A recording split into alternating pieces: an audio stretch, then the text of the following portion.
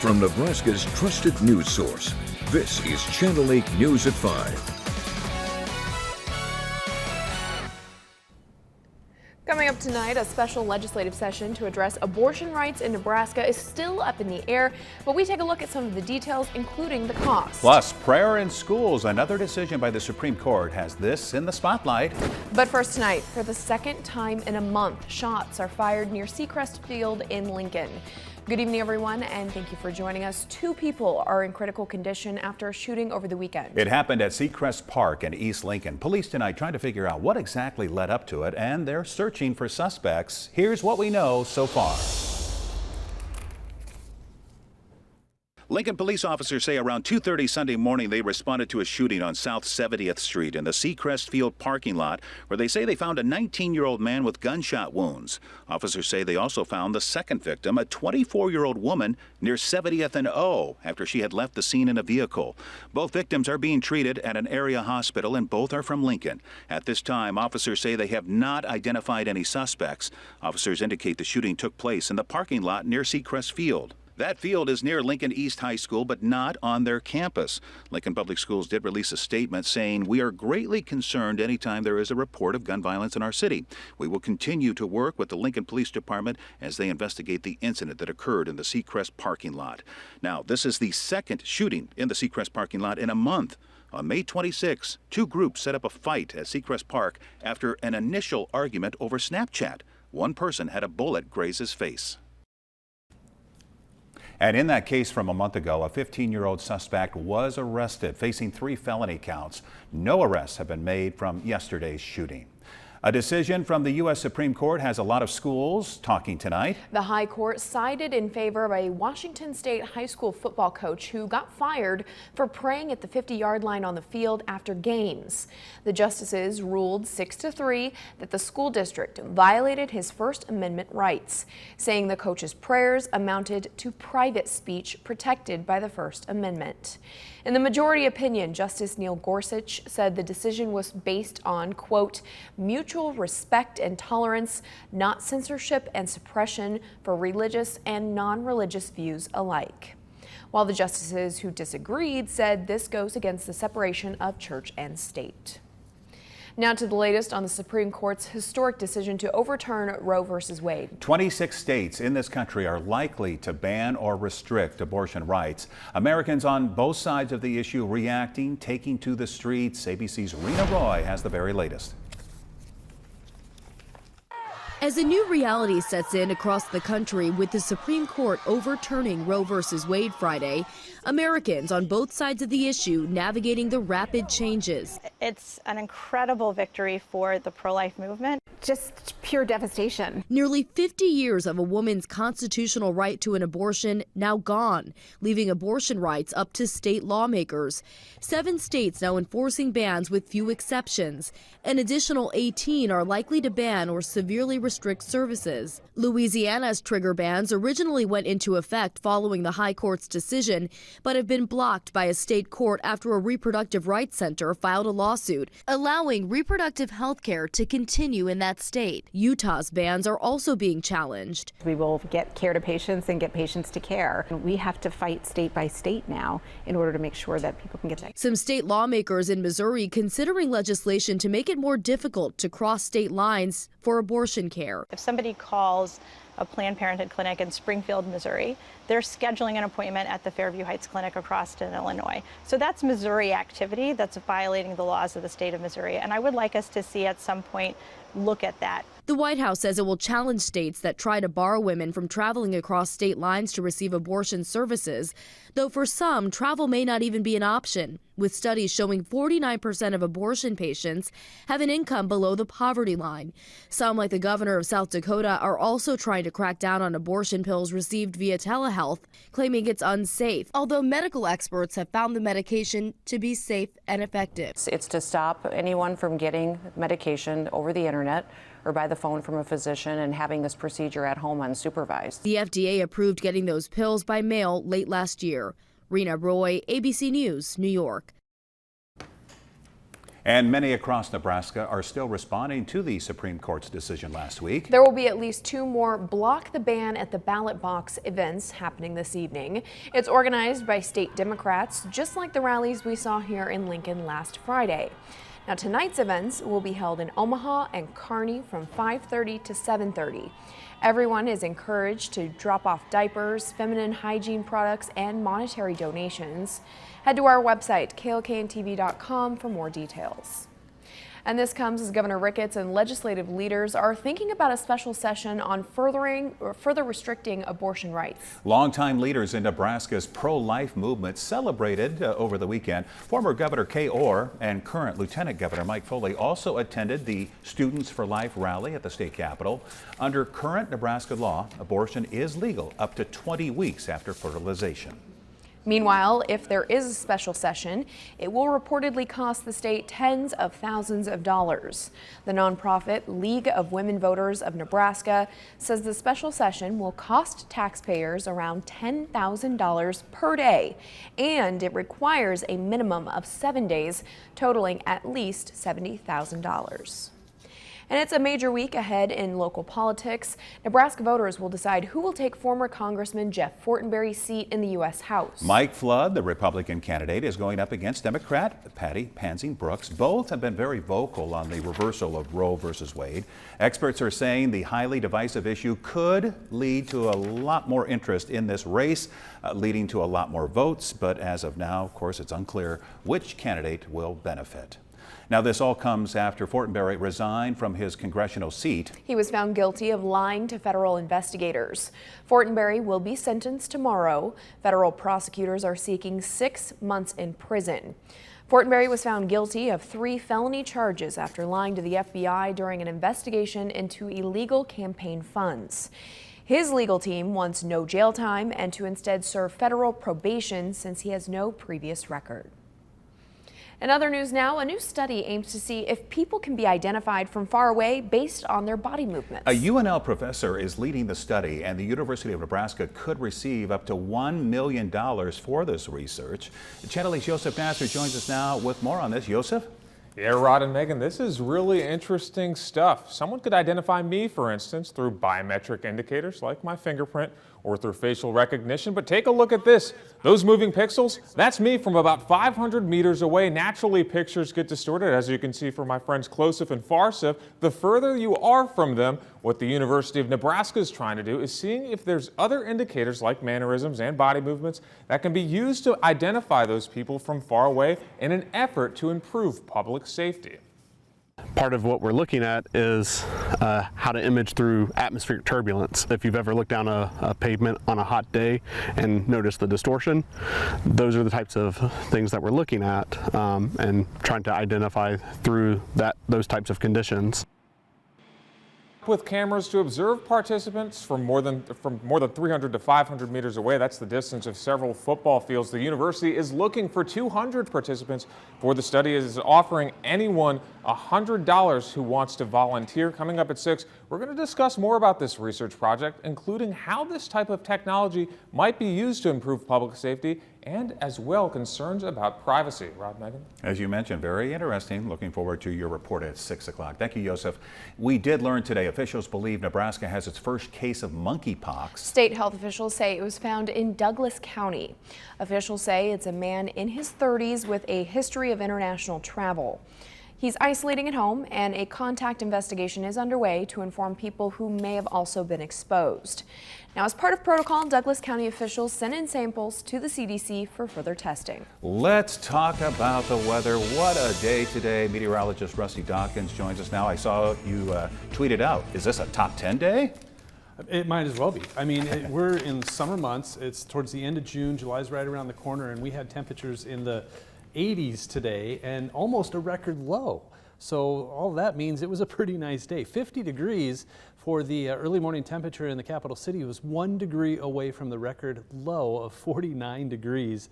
set back over 50 years ago. So a chilly start. It was 49 in Wahoo, so there were even some 40s out there earlier this morning. Now we're in the lower 80s. It's fairly comfortable out there with 82 in Wahoo, 81 in Lincoln, 80 degrees in Friend, 80 degrees also in Aurora. Just everybody in the upper 70s and lower 80s. And what makes this even better are these dew points in the 50s, the 40s and 50s at that. 46 degrees in Wahoo, 53 in Lincoln, 50 in York, 51 in Beatrice, Hebron.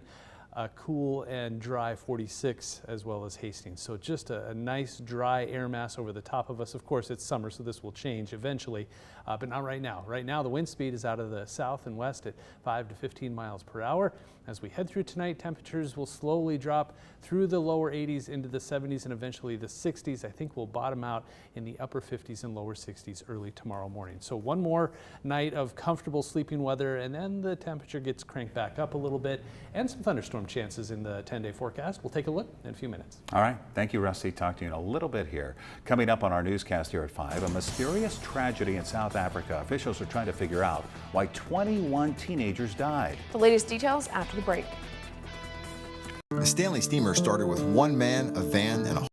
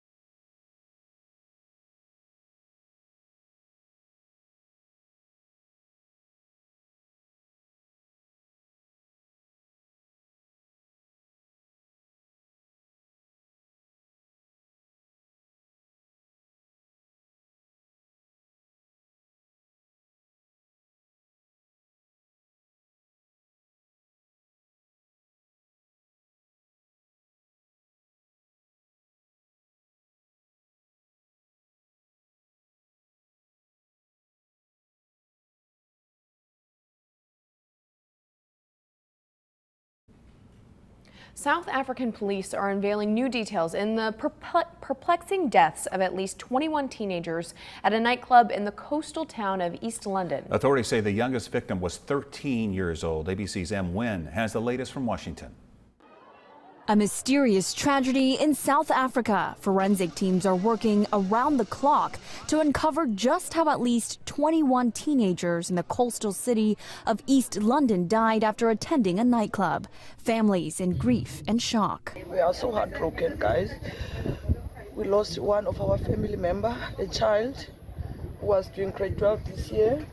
We need justice because we don't know what happened. Investigations are underway at the Enyo Beni Tavern in the country's Eastern Cape province. South African authorities saying the youths were likely killed by something they ate, drank, or smoked, but that no causes of deaths have been confirmed. Most of the victims' ages ranged from 13 to 17. Officials say their bodies were strewn across tables and chairs without any visible signs of injury.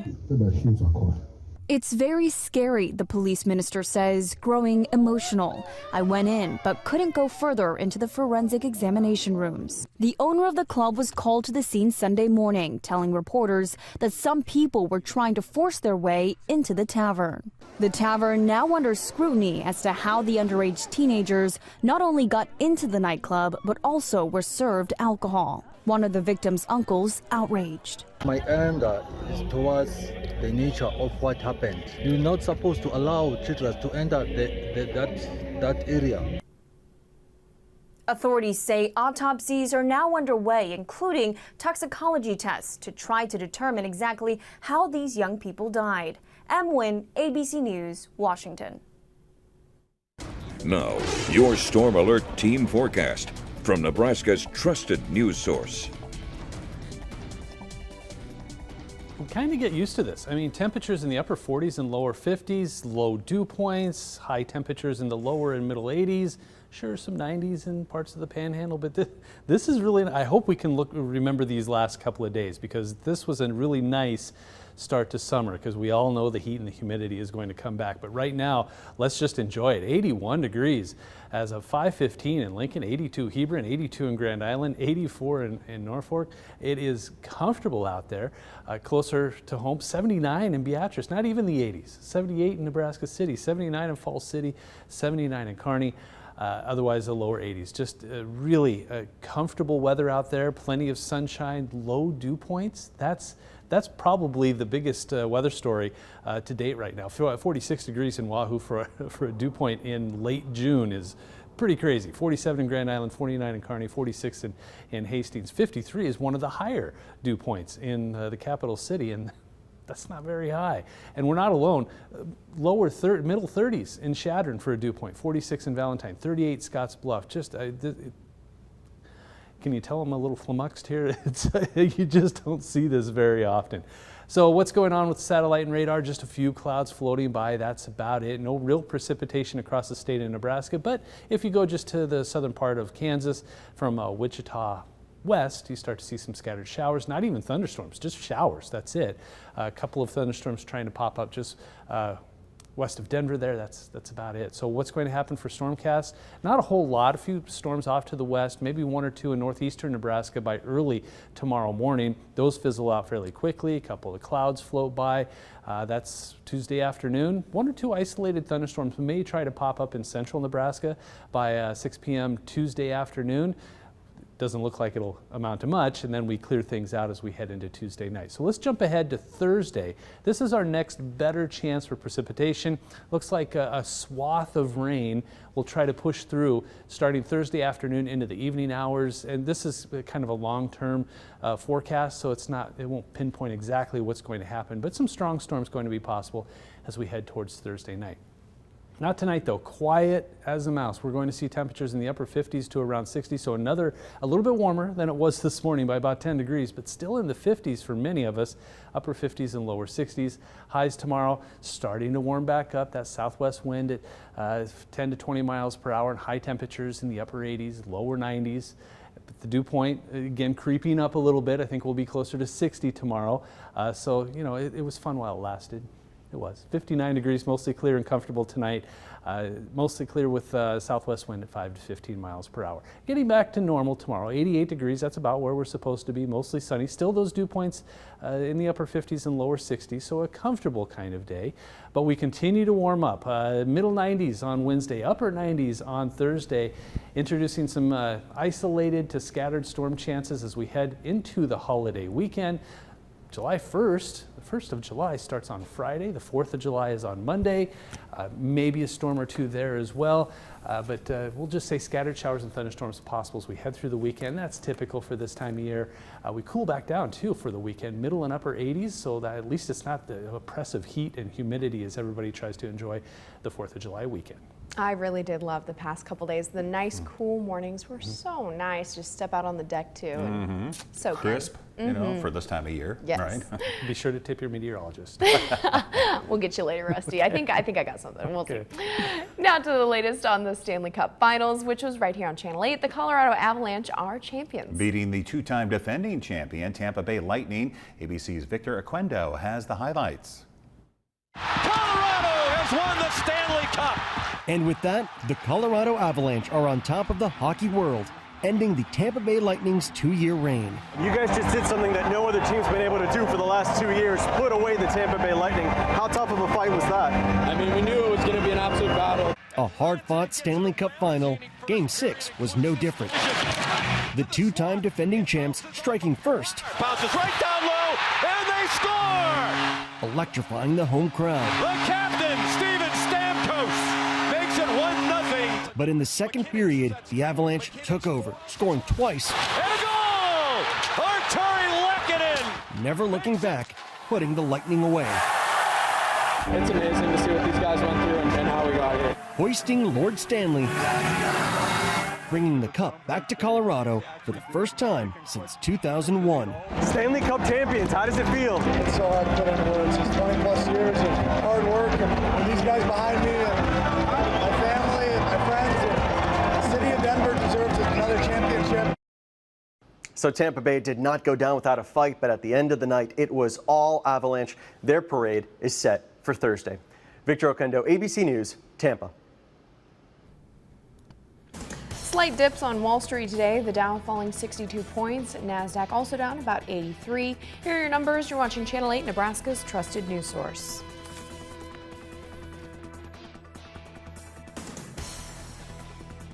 This week, the overturned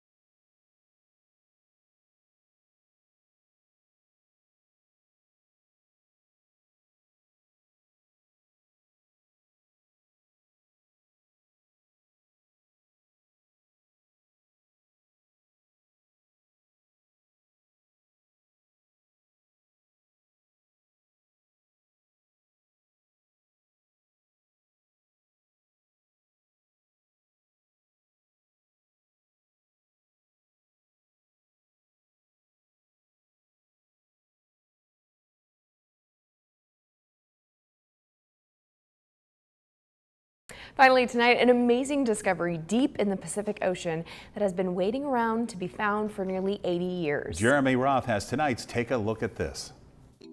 Deep-sea explorers have found the world's deepest shipwreck lurking 4 miles beneath the surface of the Pacific Ocean. The crew of a Caladan oceanic exploration vessel led by renowned explorer Victor Vescovo located the wreck of the USS destroyer escort Samuel B. Roberts, known as the Sammy B, in the Philippine Sea. It was found at a staggering and record-breaking depth of 22,621 feet. That's almost twice as deep as the wreck of the Titanic.